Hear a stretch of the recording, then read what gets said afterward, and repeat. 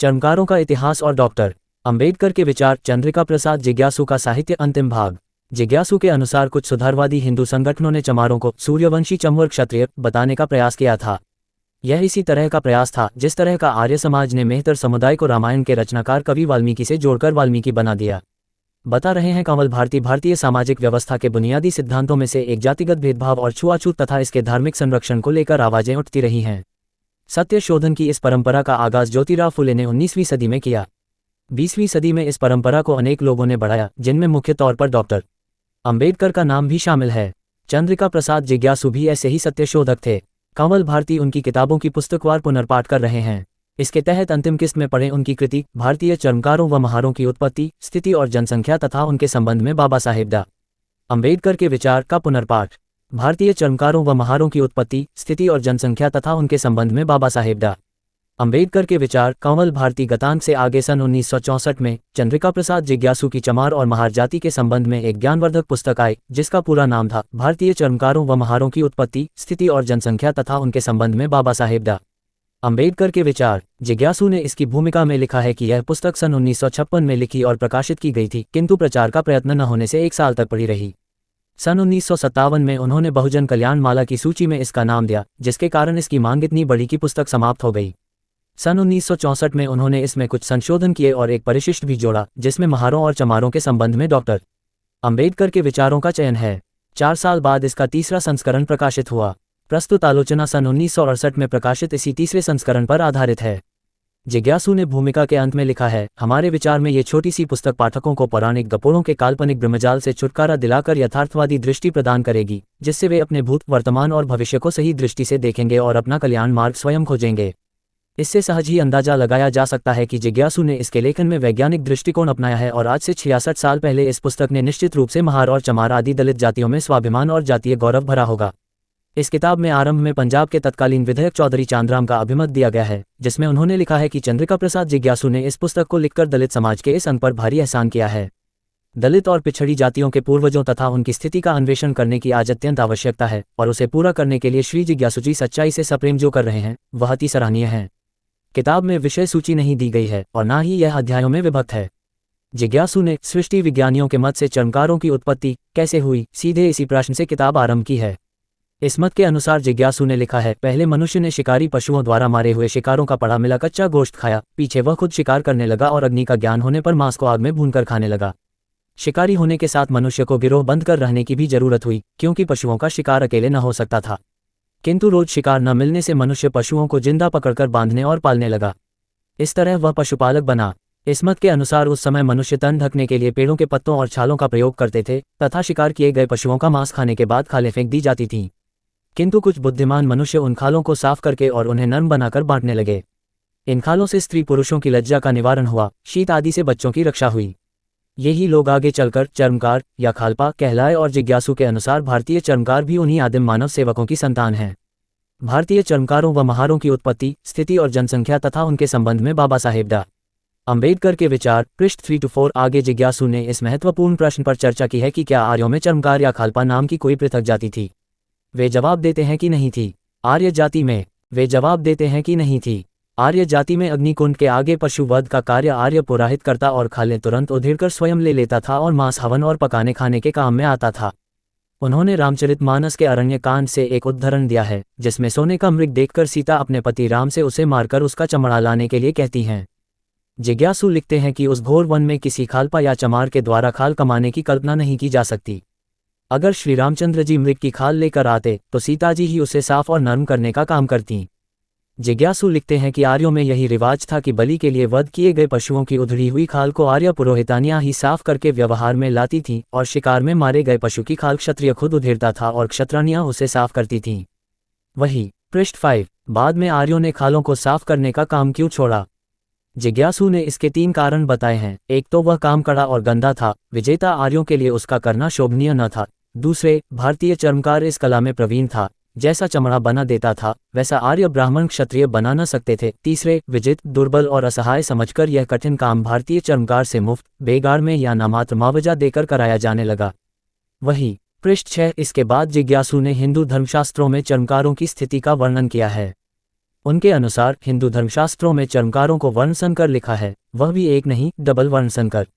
मनुस्मृति के अनुसार ब्राह्मण से वैश्य स्त्री में निषाद पैदा होता है और निषाद से कारावर करवल स्त्री में चर्मकार पैदा होता है। लेकिन जो श्लोक जिज्ञासु ने उद्धृत किया है उसमें ब्राह्मण का उल्लेख नहीं है। वह पूरा श्लोक इस प्रकार है, कारावरो निषादात्तु चर्मकारः प्रसूते वैदेहिकादंत में दो बहिग्रोम प्रतिश्रियो। इसका अर्थ पम ज्वाला प्रसाद चतुर्वेदी ने इस प्रकार किया है, निषाद जाति से वैदेह पत्नी में उत्पन्न पुत्र कारावर नाम की चमार जाति उत्पन्न होती है और वैदेह जाति से सैरिंद्र, मैत्रेय, मार्गव या दास पत्नियों में अंध्र और मेद क्रम से उत्पन्न होते हैं। ये ग्राम से बाहर घर बनाकर रहते हैं। चंद्रिका प्रसाद जिज्ञासु व उनकी पुनर्पाठित पुस्तक का शीर्षक पृष्ठ ब्राह्मण का उल्लेख याज्ञवल्क्य 1/53 और मनुस्मृति 10/11 में आया है, जिसमें जिज्ञासु के अनुसार सूत नामक एक प्रतिलोम वर्णसंकर का नाम लिखा है, जो क्षत्रिय के वीर्य से ब्राह्मणी कन्या में पैदा हुआ। इस सूत से महर्षि उशनी के लेखानुसार ब्राह्मण की लड़की में वेनुक अर्थात बंसफोड़ या भंगी पैदा हुआ और क्षत्रिय की लड़की से चमार पैदा हुआ। इस प्रकार चमार और बंसफोड़ का पिता एक ही सूत वर्णसंकर है, सिर्फ माताएं अलग अलग हैं। वही पृष्ठ 7 जिज्ञासु के अनुसार कुछ सुधारवादी हिंदू संगठनों ने चमारों को सूर्यवंशी चमवर क्षत्रिय बताने का प्रयास किया था। यह इसी तरह का प्रयास था जिस तरह का आर्य समाज ने मेहतर समुदाय को रामायण के रचनाकार कवि वाल्मीकि से जोड़कर वाल्मीकि बना दिया। जिज्ञासु के अनुसार चमारों को क्षत्रिय बनाने का काम भी आर्य समाजियों ने किया। उन्होंने लिखा है, किसी आर्य समाजी विद्वान ने जिसने अपना नाम छिपा दिया है, एक चमवर पुराण नाम की पुस्तिका लिखकर उसे श्री बाबा गोविंददास जी श्री 108 महात्मा रविदास मंदिर अयोध्या जी के नाम से प्रकाशित कराया है। इस पुस्तिका में पहले महाभारत अनुशासन पर्व अध्याय 35 के सुप्रसिद्ध 17-18 श्लोकों को उद्धृत करके चमवर क्षत्रिय की मिथ्या स्थापना की गई। जिज्ञासु के अनुसार वह श्लोक और उसका अर्थ इस प्रकार है, जिसमें चौरा और ब्राह्मणानामर्शनाथ पाठांतर हैं, मेकला द्रविड़ा लाटा पोंड्रा को वशिरिज्ञ तथा शैंडिका दर्दा दरवाश 14 शबर बरवरा केराता यवंशचैव तास्ता क्षत्रिय जातय वृषत्वम गता लोकय ब्राह्मणानाम दर्शनात्। अर्थ मेकल द्रविड़ लाट पौंड्र कोनवशिर शौंडिक दरद दर्भ चोड अथवा चौर शबर बर्बर किरात और यवन ये सब क्षत्रिय जाति के थे, किंतु ब्राह्मणों का दर्शन न मिलने अथवा ब्राह्मणों के कोप के कारण संसार में वे सब शूद्र हो गए। वही पृष्ठ 8-9 जिज्ञासु ने इन श्लोकों का विश्लेषण करते हुए लिखा है कि चमवर पुराण के लेखक ने चोड या चौर शब्द को चमवर बनाकर और एक निराधार काल्पनिक कथा गढ़कर चमारों को सूर्यवंशी चमवर क्षत्रिय बताने का काम किया है। जिज्ञासु लिखते हैं, महर्षि दयानंद के सत्य का ग्रहण और असत्य का त्याग नियतम की टोंक तोड़ते हुए महाशय जी ने त्रिकालदर्शी ऋषियों की तरह लिखा है। नियतम की टोंक तोड़ते हुए महाशय जी ने त्रिकालदर्शी ऋषियों की तरह लिखा है कि सतयुग के आदि से 2,56,97,000 वर्ष भूमंडल पर चंवर वंश का राज्य रहा। इस वंश के प्रथम राजा चंवरसेन थे और अंतिम राजा चामुंडराय। चामुंडराय अंत में चामुंड ऋषि हो गए और 179 वर्ष तक विष्णु की आराधना व तपस्या की, लेकिन अंत में विष्णु ने उन्हें शाप दिया कि आज से तेरा वंश इस पृथ्वी से सदैव के लिए नष्ट हो और आज के पश्चात तेरे वंश वाले चमार कहलावें। तेरे वंशज शूद्रों में भी नीच समझे जावें और तेरी संतान नीच से नीच कर्मों को करे और सर्वदा पत्थर वृक्ष भूरे इत्यादि जड़ पदार्थों को पूजती हुई स्वयं जड़तुल्य हो जाए। वही पृष्ठ 8-9 जिज्ञासु के अनुसार चमवर पुराण के लेखक ने अंत में लिखा है कि अगर चमार आर्य समाजी बनकर स्वामी दयानंद सरस्वती और वेदों के भक्त बन जाएं, तो विष्णु के शाप से उनका उत्तर हो सकता है। वास्तव में चमवर पुराण लिखने वाले का लक्ष्य भी चमारों को वेद भक्त बनाने का था। ऐसे ही एक आर्य समाजी पंडित अमीचंद शर्मा ने 1920 के दशक में मेहतर समुदाय को रामायण के रचयिता आदिकवि वाल्मीकि से जोड़ने के लिए वाल्मीकि प्रकाश की रचना की थी। दुर्भाग्य से मेहतर समुदाय तो आर्य समाज के जाल में फंस गया, किंतु चमार समुदाय उनके जाल में नहीं फंसा। चमवर पुराण की सारी कहानी जिज्ञासु की दृष्टि में काल्पनिक, निराधार और नितांत मिथ्या है। किसी जाति का जन्म किसी के शाप से या प्रतिलोम वर्णसंकर से होना अपने आप में ही हास्यास्पद सिद्धांत है। जिज्ञासु ने ब्राह्मणों के इस दुष्प्रचार का भी खंडन किया है कि चमार कश्यप गोत्र के हैं। उन्होंने रोहतक निवासी गोगनाराम लोमोड़ की सूचना के हवाले से लिखा है कि पंजाब में चमारों के घर ब्याह, मृतक तर्पण आदि कर्म कराने के लिए जो ब्राह्मण पुरोहित आते हैं वे चमारों को कश्यप गोत्र कहते हैं। किंतु जिज्ञासु कहते हैं कि ब्राह्मणी विधान के अनुसार कश्यप गोत्र चमारों का ही नहीं, सभी अरे गहरे पचकल्यानियों अर्थात भारत की समस्त वर्णसंकर शूद्र और अछूत कही गई भारत की आदिनिवासिनी जातियों का गोत्र गढ़ा गया है। उनके अनुसार आर्यवंशीय ब्राह्मण क्षत्रिय आदि का कश्यप गोत्र होता ही नहीं। उनके गोत्र वशिष्ठ, भारद्वाज, अंगिरा, अत्रि, मरीचि, कात्यायन, शांडिल्य, पाराशर इत्यादि होते हैं। इस संबंध में जिज्ञासु बड़े माके की बात कहते हैं कि किसी को कश्यप गोत्र कहना ही इस बात का सबूत है कि सनातनी ब्राह्मण भारतीय चर्मकारों को आर्यवंशीय नहीं मानते। वही पृष्ठ 11-12 हिंदू समाज में चमार एक अछूत जाति है। उसके माथे पर अछूतपन के कलंक को न मुस्लिम शासन मिटा सका और न अंग्रेजी राज्य। जिज्ञासु का मत है कि मुस्लिम शासन में भी चर्मकारों के साथ अच्छा व्यवहार नहीं हुआ। उन्होंने लिखा कि हालांकि मुस्लिम धर्म में चमड़ा नापाक नहीं है, इसलिए मुसलमानों को चमड़े के डोल, मशक या जूता आदि बनाने वाले चमार से धार्मिक रूप से कोई परहेज न था। किंतु उनका मत है कि मुस्लिम अमलदारी में भारतीय चर्मकारों की दशा बहैसियत चमार नहीं सुधरी, वह उसी नरक में पड़ा रहा जिसमें आर्य व्यवस्थापकों ने उसे धकेला था। हालांकि जब वह मुसलमान हो गया तो जरूर उसकी सामाजिक स्थिति में कुछ सुधार हुआ, किंतु जिज्ञासु इसे सुधार नहीं मानते। उनके अनुसार यह इस्लाम का प्रचार है। निस्संदेह अछूत जातियों के लोग सम्मान प्राप्त करने के लिए लगभग सभी धर्मों में गए, परंतु जिज्ञासु का मत है कि ईसाई धर्म ने उनका ज्यादा विकास किया, क्योंकि ईसाइयों ने उन्हें न केवल शिक्षा दी जिससे उनमें सांस्कृतिक बदलाव आया। वही पृष्ठ 12-13 सन 1930 के दशकों में कुछ चमार जातियों ने अपने आप को यादव क्षत्रिय होने का दावा करना आरंभ कर दिया था। इसका उल्लेख जिज्ञासु ने इस प्रकार किया है। शायद सन 1922 में दिल्ली में प्राचीन भारत के संपादक वीररत्न श्री देवीदास जाटव के उद्योग से एक सभा हुई थी, जिसमें जटिया चर्मकारों के हिंदू सामाजिक क्षेत्रों में क्षत्रिय होने का दावा पेश किया गया। कहा गया, जटिया शब्द प्रेष्य है, इसका शुद्ध रूप जाटव और इसका मौलिक रूप यादव है। इस घोषणा के अनुसार दिल्ली, आगरा, मेरठ, कानपुर के अनेक जटिया लोग अपने आप को यादव क्षत्रिय कहने लगे। इसी सिलसिले में आगरा से यादव नाम का एक पत्र निकला। इस पत्र में अहीर यादवों को चैलेंज दिया गया था कि अहीर सच्चे यदुवंशी नहीं हैं, जाटव ही असली यादव हैं। एक जाटव सुलेखक ने अपना उपनाम यादवेंदु रखा। इसी समय चानोर चर्मकारों ने भी, जिनके नेता दिल्ली निवासी मुंशी किशन सहाय थे, चानोरों को उत्तम क्षत्रिय होने की घोषणा करते हुए एक इश्तहार निकाला जिसमें चमारों को अनेक ऐसी खापों या गोत्रों के नाम थे जो राजपूत, गुर्जर, मीना और जाटों के गोत्रों के नाम हैं। कुछ चमारों ने अपनी जाति को गहलोत क्षत्रिय घोषित कर दिया, कुछ ने 1941 की मर्दुमशुमारी में अपने को सूर्यवंशी और चंद्रवंशी क्षत्रिय लिखे जाने का आग्रह किया है। वही पृष्ठ 15 जिज्ञासु ने इस वर्णांतरण का समर्थन नहीं किया। उन्होंने इसे जातीय जगमगाहट की बातें कहकर खारिज कर दिया, किंतु उन्होंने डॉ. अंबेडकर की धर्मांतरण घोषणा और सन 1956 में बौद्ध धर्म ग्रहण करने के निर्णय का समर्थन किया और लिखा कि इसका भारतीय चर्मकारों पर गहरा प्रभाव पड़ा और देश में सामूहिक धर्म परिवर्तन की एक लहर सी दौड़ गई। इस प्रकार तब से अब तक 1 करोड़ से अधिक संख्या में अछूत भाई हिंदू धर्म त्याग कर भगवान बुद्ध के शरणापन्न हुए। इस धर्मांतरण से भारत में 1961 की जनगणना के अनुसार भारत में बौद्धों की संख्या 8% बढ़ गई और दिन दिन बढ़ती जाती है। इस आधार पर जिज्ञासु ने भविष्य का चित्र खींचते हुए लिखा, शायद निकट भविष्य में ही सभी चर्मकार बौद्ध हो जाएंगे और उनकी देखादेखी अन्य दबी पिछड़ी जातियों भी नीच ऊंच भेदवादी हिंदू धर्म को त्याग कर समतावादी बौद्ध धर्म ग्रहण कर लेंगी।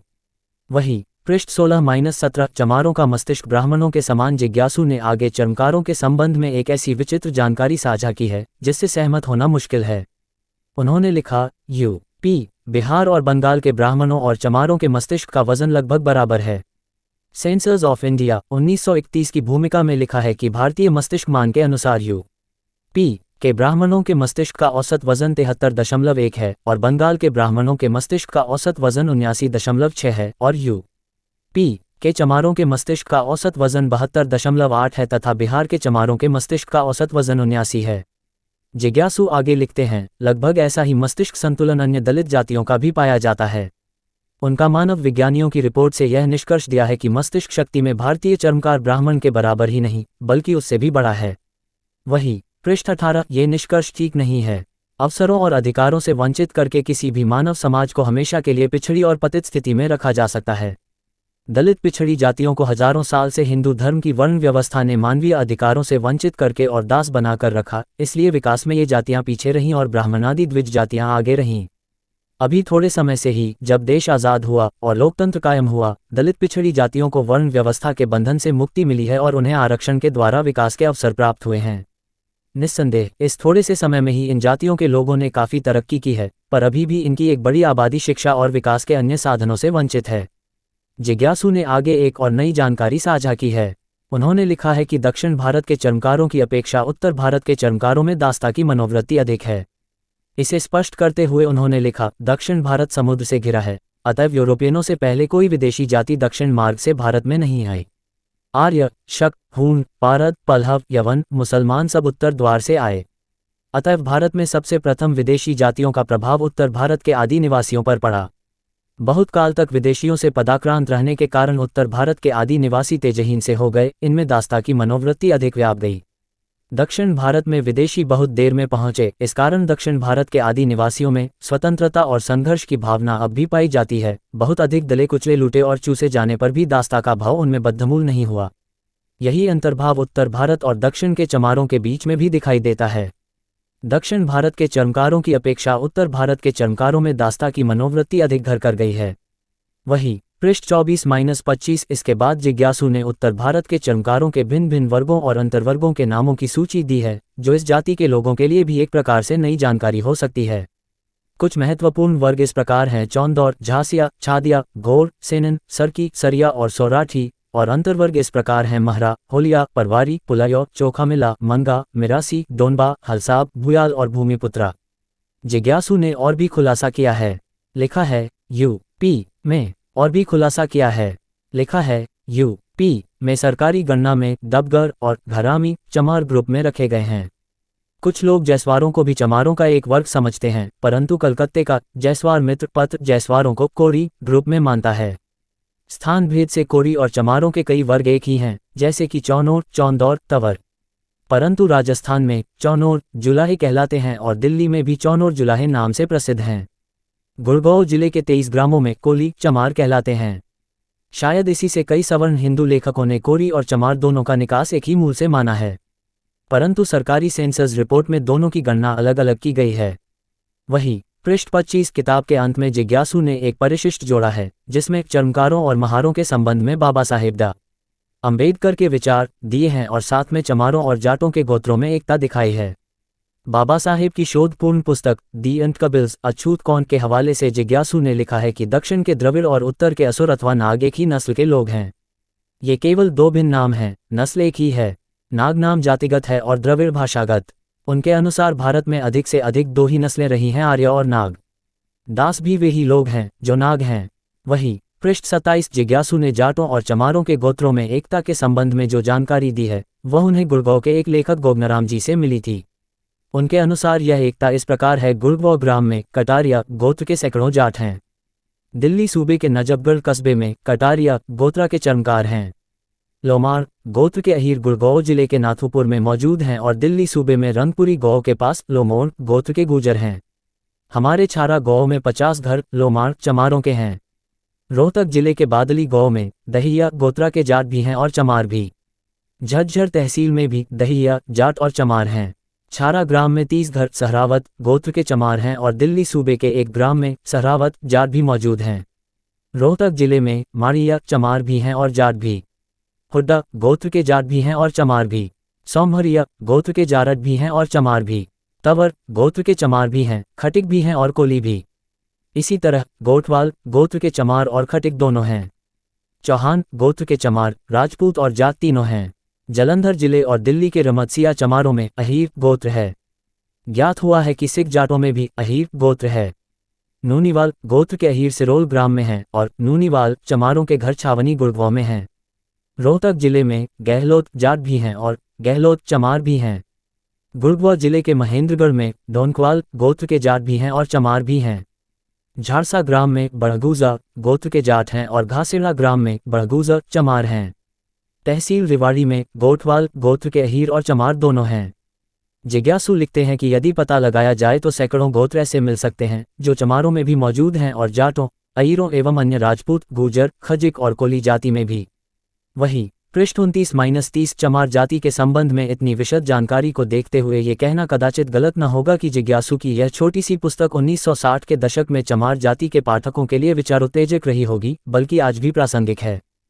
सूचना सिर्फ मान्यताओं और जानकारियों पर आधारित है। यहाँ ये बताना जरूरी है कि यह मेरा वीडियो किसी भी तरह की मान्यता, जानकारी की पुष्टि नहीं करता है। किसी भी जानकारी या मान्यता को अमल में लाने से पहले संबंधित विशेषज्ञ से सलाह लें। धन्यवाद।